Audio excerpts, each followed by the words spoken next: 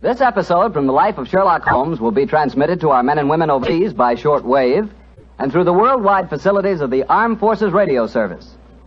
Petri Wine brings you Basil Rathbone and Nigel Bruce in the new adventures of Sherlock Holmes.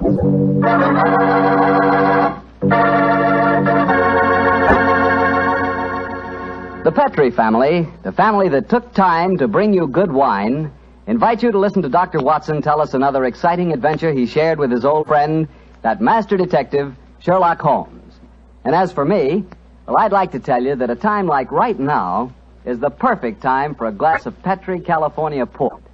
After you've had a good dinner, boy, Petri port is a real topper. That rich, deep red Petri port is really an extraordinary wine. Even its color's different. And as for its flavor, well, it'll take a better man than me to describe that. Petri port is a hearty wine, sure. And every other quality that you look for in a good port, you'll find in Petri port, and then some. Try Petri port by itself, or serve it with fruit, with nuts, or with cake. But share it with your friends, will you? Because you can serve it proudly. After all, it is a Petri wine, and that name Petri is the proudest name in the history of American wines.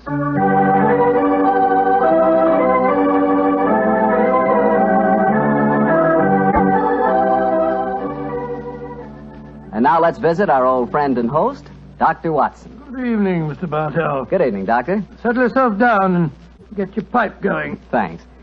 Doctor, last week you told us that tonight's story took place in the Casbah at Algiers. Yes, the Casbah. I remember it as the place of countless streets winding up and down, past colorful cafes where 100 tongues were spoken, and often a street would end in shadowy darkness which a man would be foolhardy to enter alone. Yes, Mr. Bartell, that was the Casbah that Sherlock Holmes and I knew in that winter of '99. Well, how did you happen to be out there, Doctor? Do you mind if I tell you the story from the start, Mr. Bartell? It really began on a wintry night in the street at the conclusion of a strange murder in Montrevor Castle. A charming young girl sat on the sofa of our lodgings in Baker Street and talked to us. But, Mr. Holmes, you can't say you'll have nothing more to do with the My dear Miss Montrevors. Fretfield, I found the true murderer of the Dowager Countess and committed suicide. Surely the case is ended. Yes, Mr. Holmes, you found the real murderer. But now I want you to find the unfortunate young man who fled England 5 years ago when he was suspected of a crime. This is a new development, Miss Fretfield. Please tell us about it. It's Douglas Milton that I'm talking about. Oh, yes. He was the heir to the title, wasn't he? Yes, Mr. Holmes. He was a sensitive, artistic boy, and when he knew that he was under suspicion, he ran away. Mm-hmm. Of course, everyone regarded his flight as an admission of guilt. That is, until you found the real culprit, Mr. Holmes. I imagine, Miss Fretfield, that your interest in the missing boy is not entirely, shall we say, altruistic? I'm in love with him, Dr. Watson. Oh.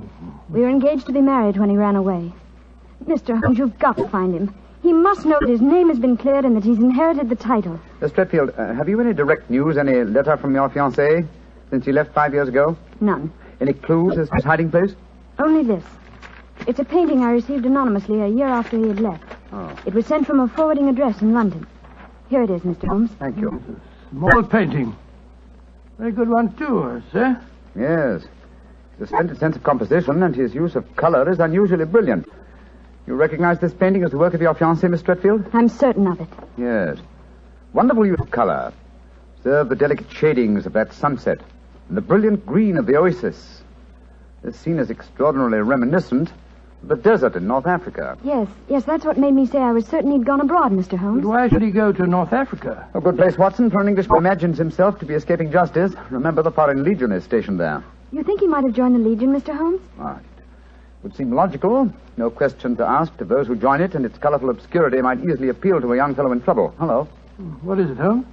Quite a few grains of sand in the canvas in the frame here. Miss Fretfield, do you mind if I pry the canvas loose? Do anything you like, Mr. Holmes, if it gives you any clue to Douglas's whereabouts. Give me your penknife, will you, Watson? Yeah. Thanks, old chap. Here we are. Can you see anything? Uh-huh. Look. The word sheriff. An Elafroon. Stamped here. Sheriff is probably the framer's name, and Elafroon is a town some 50 miles from Algiers. That settles it. Miss Fretfield, I accept your case. Watson and I will go to Africa and try to find your fiancé, Douglas Milton.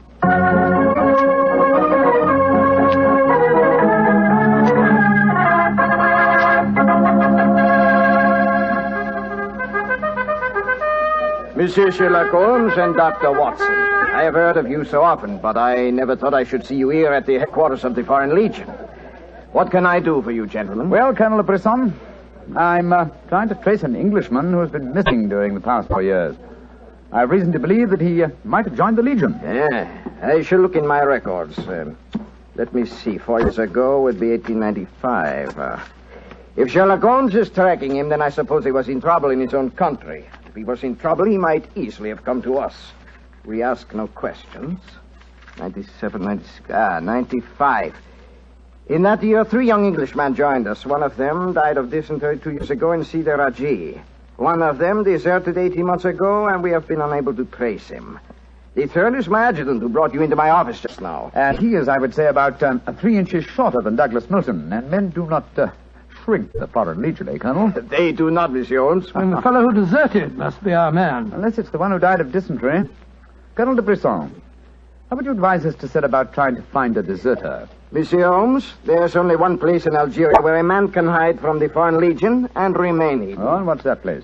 The Casbah in Algiers. Then that's our destination, Watson. Be very careful, please, gentlemen.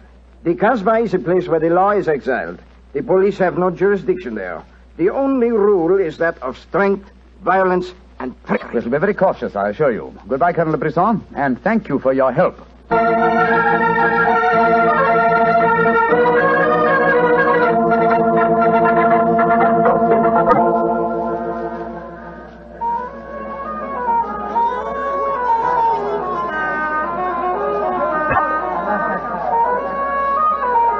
Well, I must say that I think Colonel de Brisson rather exaggerated the dangers of the Casbah.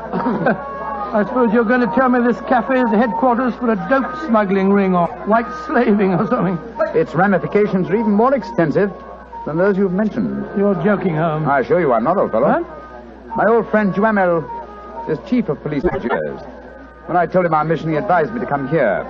A 500-franc note, and the proprietor can obtain any and all information regarding the underworld.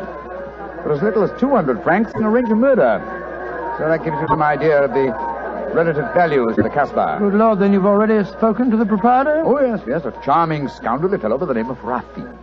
I gave him 500 francs and asked him to set his underworld grapevine in motion to see whether an Englishman living and hiding here in the Casbah could be found. And I thought we'd come here for a quiet meal. Hey, Rafi, now. Let's hope he has news for us. Here we are, Rafi. Come and sit down, won't you? Rafi works fast, does he not, Mr. Holmes? Your friend is... My friend knows that you're working with me. What have you found out? A drink first. The tongue of Rafi is parched. Would you have me die of thirst before I give you my news? Vermouth cassis. You have news for me, then? But yes. Good, what is it? First, you will pay me more money, no? But I gave you 500 francs. You said that you'd do the job for that. Can I help it if some tongues are more costly to make wag than others? It took the 500 to get the wag. Am I to have nothing for my own trouble? Votre vermouth cassis, Monsieur Rafi. Ah, good. The gentleman will pay for it. There you are. Merci. I will drink to your health, gentlemen, both of you. You will pay me more money, no? But my friend's already given you 500. You should stick to your bargain, my good fellow. My information is a bargain at 750 francs. It would be a bargain at 1,000, but Rafi will let you have it for 750 because he likes you. You will give it to me, no? And if I refuse?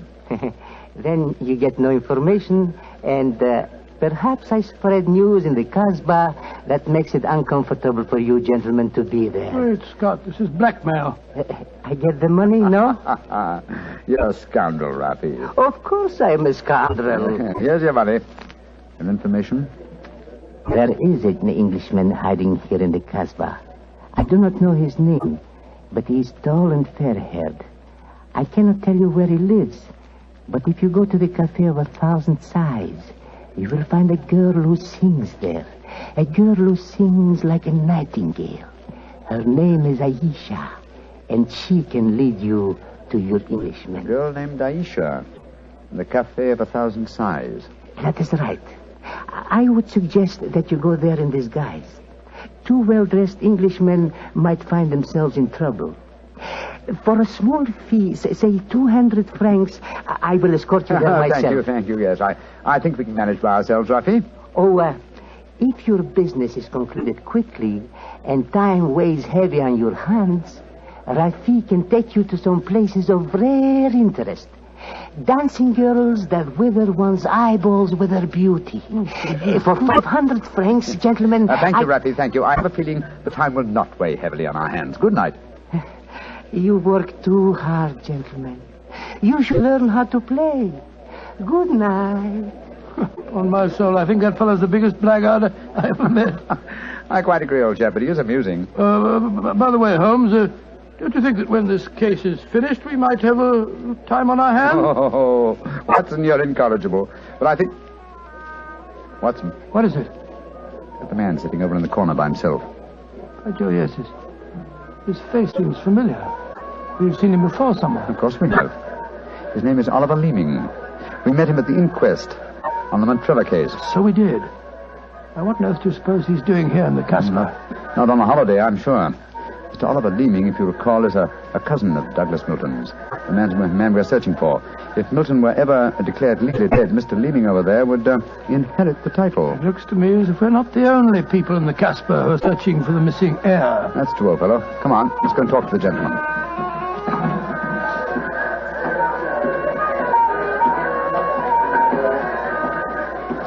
Mr. Oliver Leeming, how very odd to meet you here. Well, Sherlock Holmes and Dr. Watson, won't you sit down? Thank you. Well, it's a small place, isn't it? Or has somebody said that before? I wondered if you'd spot me over here at the corner. Oh, you saw so. Of course. But you seem to be in such deep conversation with that scoundrel Rafi. I didn't like to disturb you. Very considerate of you, I'm sure. Why are you here, Mr. Leeming? Oh, I'm making a business trip. This is my day off. As I recall it, you're in the publishing business. Correct. What a memory you have. It seems peculiar that you should be on a business trip here. Are you planning on opening a publishing house in Algiers, or are you searching the Casbah for new authors? Why not? I'm a great believer in encouraging new talent. Mr. Leeming, why don't you admit that you're here for the express purpose of trying to find your cousin, Douglas Milton? Mr. Holmes, you've discovered my secret. The great Sherlock Holmes and his watchdog have their eyes on me. They know that I succeed to the title if Douglas Milton dies. Yes, Mr. Leeming, we know that fact. And you have fathomed my plan to find Douglas before me and kill him so that I may inherit the title. How lucky I am to meet you in the Casbah, where you cannot arrest me. Well, it's a race against time, gentlemen, but I have a head start, as you will soon find out. Goodbye, and the best of luck to you. Extraordinary fellow. He's joking, of course. I believe not, Watson. I think he labors under the whimsical belief that the best method of discounting the truth is to state it as baldly, so that it will not be believed. Great Scott, then we must work fast. Yes, old chap, we must. I'm sure that we're entrants in a race against death. We must get back to the hotel and into our disguises as quickly as possible. After that, we shall visit a young lady named Aisha in the Cafe of 1,000 Sighs. And I'm certain, Watson, that it will be the first time two men have ever entered the Casbah for the express purpose of preventing a murder.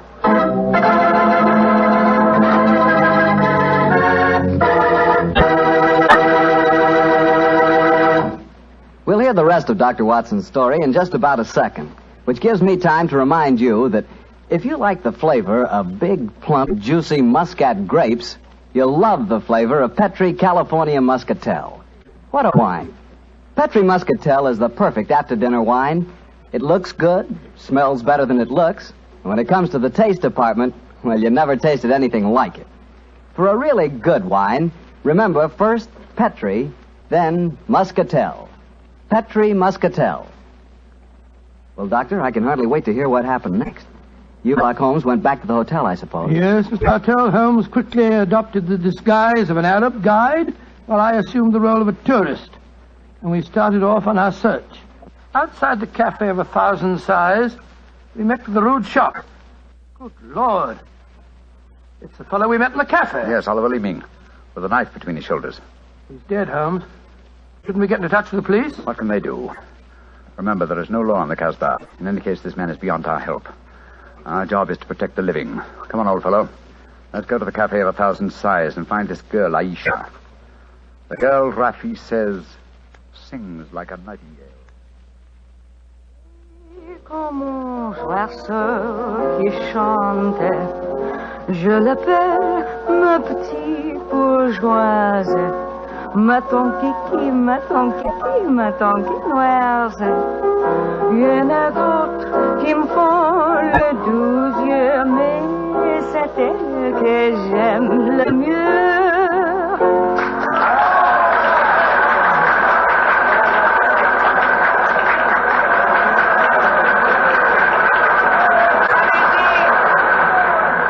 So that's the girl, Aisha. She's very beautiful. Don't forget our role of tourist and guide, old chap. Master, would wish to meet this Aisha? Very much indeed. I will see if it can be arranged, Master. Wait here for me, Watson. I'll see what I can do. Right you are, Holmes. Be careful now.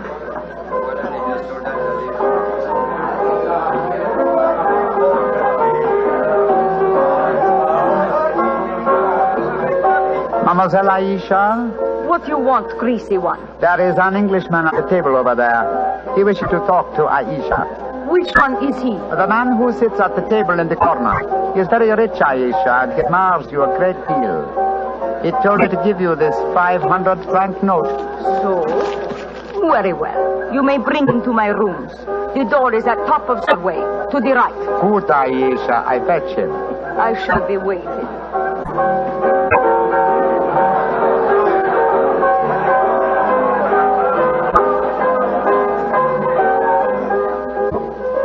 Aisha will see you, Master. Follow me, please. Oh, very well. I hope you know that you're going to handle this, Holmes. Don't worry, Watson. In this case, I think honesty will be the best policy. Well, I'm not so sure. This place is a thieves' kitchen if ever I saw one. You better be careful. First door to the right at the top of the stairs. This is it. Come in. Oh, come and sit over here, Mr. Englishman. Greasy one, you may leave us. Mademoiselle, I may as well tell you at once that I am not an out guide. My name is Sherlock Holmes. What do you want with me? Why you trick your way in here? Don't be frightened, mademoiselle. I can explain our mission in a very few words. My friend and I have come in search of an Englishman by the name of Douglas Milton. We have good news for him. What make you think I might know of him? A gentleman by the name of Raffy suggested that you might. What is your good news for this Englishman? That he has been cleared of suspicion of murder and that he is the rightful Earl of Montrevor. That means when he knows this, he will leave the Casbah and return to his country? Naturally, madame. I do not know this man. I have never heard of him. Here is your 500 francs. Goodbye. Not so fast, Aisha, mon petit chou. I've been listening from behind these curtains. Gentlemen, allow me to introduce myself. My name is Douglas Milton. Douglas Milton, we find you at last. It gives me infinite pleasure to have succeeded in my mission. How do you do, sir? Oh, this is very exciting. Indeed. Yes, I think the occasion calls for a drink. What will it be, gentlemen? Well, I think a glass of port would be very nice, sir. Yes, it would be the most appropriate for toasting the new Earl of Montrevor. Splendid. Aisha, bring glasses and a bottle of port and some creme de menthe for me. You are not going to England. I will never let you leave me. Oh, stop being so melodramatic, Aisha. Please bring 2 bottles and some glasses. Very well. I am sorry. Mr. Holmes, I can't tell you how I appreciate your trouble in coming all this way to find me. Well, I must tell you at once, there's one problem that makes it difficult for me to leave this country. You see, I deserted from the Foreign Legion. Yes, we know that, my boy. In fact, that's how we first got onto your trail. I shouldn't let that fact worry you, Mr. Milton. I'm certain the British consul in Algiers can arrange to have any charges dropped against a peer of the realm. Oh, well, I never thought of that. Here are the bottles. You must excuse the glasses, gentlemen. Tumblers are hardly cooked, I suppose, but... Well, they won't spoil the flavor, I'm sure. 2 glasses of port and creme de menthe for me.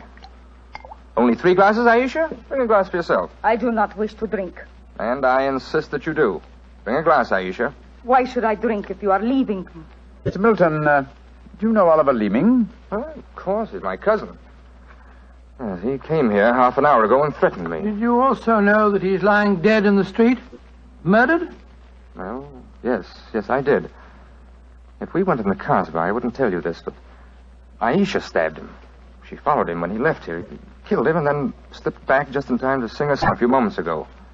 Oh, you needn't look so shocked, Dr. Watson. Life is cheap in the Casbah, and Aisha is a girl of violent passions. Come on, let's drink. A toast to the new Earl of Montrevor. Oh, excuse me, sir. You took the wrong glass. You were drinking my port. Oh, silly mistake. I can't bear port. Very English of me, I'm afraid, but, well, After all these years, I don't feel particularly English. In fact, I'll probably find it very hard to adjust myself to the old life when I go back. Or perhaps I should say, if I go back. Since you feel that way about it, Mr. Milton, why go? You can claim the title and the revenues of the estate without leaving Algeria. You could stay here and live on the income. I didn't realize that would be possible. You sure I could do that? Oh, yes, I'm quite certain of it. But if you doubt my word, I suggest we all adjourn to the British consulate in Algiers. They can put you straight on the matter. That's a good idea. Let's go over there at once. No, I've been listening to you, my friend. You're planning to leave me. Once you go from the castle, I'll never see you again. Put down that knife, Aisha. I will not let you go. You belong to me. If you try to leave me now, I will kill you. Put down that knife, Aisha. You've done enough damage for one night. Why, you... Put it down, you fool. Put it down. Let me go. Let me go. She twisted the knife on herself as she fell. Holmes, help me turn her over. She's dead, Mr. Milton. Poor Aisha. It's a bloody path that leads to the Montrevor title, sir. I suggest that we see that this poor girl's body is taken care of. Then go to the British consulate without any further delay.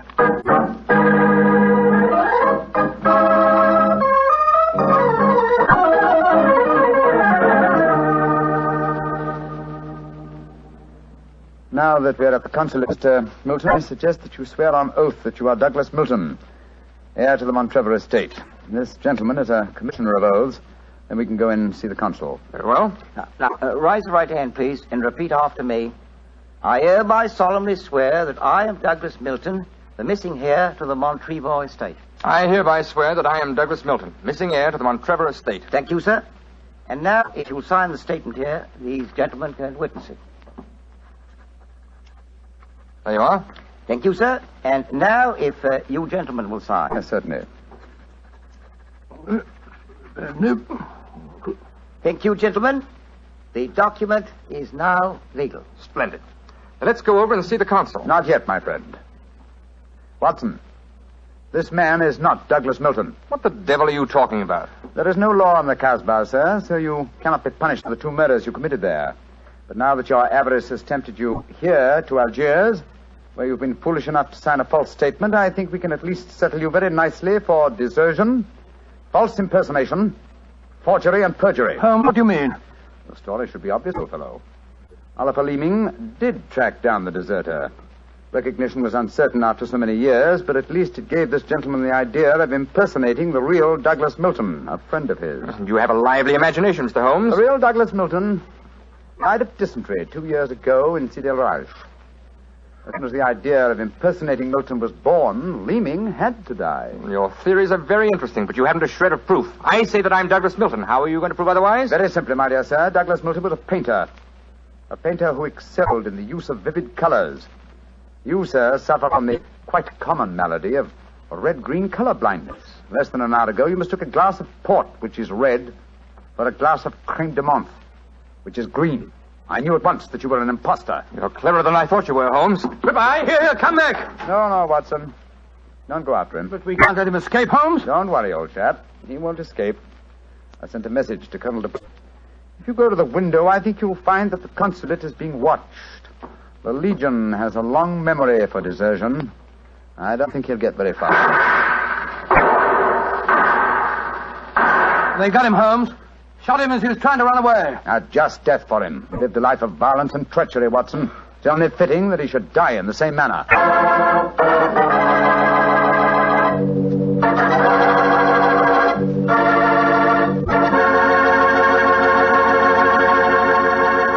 Doctor, that was a swell story, but you know something? I wish you hadn't disillusioned me about the Casbah. Disillusioned you? What do you mean? Well, before I heard your story, whenever somebody mentioned the Casbah, I'd always visualize a very glamorous, romantic sort of place full of beautiful women.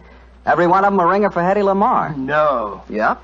And I could just see myself, handsome, dashing, going up to one of those beautiful girls and whispering in my fine French accent, "Darling, you are sensational. You are lovely, gorgeous. Tell me, have you ever tried Petri wine? It's wonderful." Well, you must admit, Doctor, that is the truth. It is wonderful wine. It certainly ought to be. Incorrigible. After all, winemaking has been the business of the Petri family ever since way back in the 1800s. For generations, the Petrie family has handed down from father to son, the fine art turning luscious, sun-ripened grapes into fragrant, delicious wine. And don't forget, because the making of Petrie wine is a family affair, the letters P-E-T-R-I on a bottle of wine are the personal assurance of the Petrie family that every drop of wine in that bottle is good wine. So no matter what type wine you prefer, for any occasion, remember you can't go wrong with a Petrie wine because Petrie took time to bring you good wine. Well, Doctor, now I suppose you're ready to tell us about next week? Yes, and as soon as I have, I want you to meet a friend of mine. Friend? Yes, but first, Mr. Bartell, next week I'm going to tell you an adventure in which for once Holmes came off second best. An exciting story of high society and romance. I call it A Scandal in Bohemia. Boy, that sounds swell. And now what about your friend? Well, he's waiting at the microphone in San Francisco. He's Dr. Langley Porter, and he wants to tell us about something very important. Dr. Langley Porter. Thank you, Dr. Watson. Radio listeners, tonight in Italy there are thousands, many thousands, dying of cold and hunger. Babies, children, expectant mothers, old folks, dying for want of clothes, want of food. This organization, American Relief for Italy, appeals to you to search your homes for anything that can be made useful for starving, freezing men, women, children. Clothing, layettes for babies, diapers, shoes, food, surgical supplies, but above all, clothes, clean clothes, fit to wear. Take them to the nearest fire station. That your gifts will reach the Italians who need them, you may be sure. Americans of this organization will distribute the packages in Italy through the Italian Red Cross, the Catholic Relief Organization, the League of Italian Women, the Confederation of Italian Labor, and the Italian government. In California, rationing has gone. Christmas comes. There, in Italy, death is on the prowl. Radio listeners, lives can be saved. It's up to you. Thank you, Dr. Langley Porter. I know that our friends listening in will do all that they can to help the organization. American Relief for Italy. Tonight's Sherlock Holmes adventure is written by Dennis Green and Anthony Boucher and was suggested by an incident in the Sir Arthur Conan Doyle story, The Crooked Man. Music is by Dean Fossler. Mr. Rathbone appears through the courtesy of Metro-Goldwyn-Mayer and Mr. Bruce through the courtesy of Universal Pictures, where they are now starring in the Sherlock Holmes series. This is the Mutual Broadcasting System.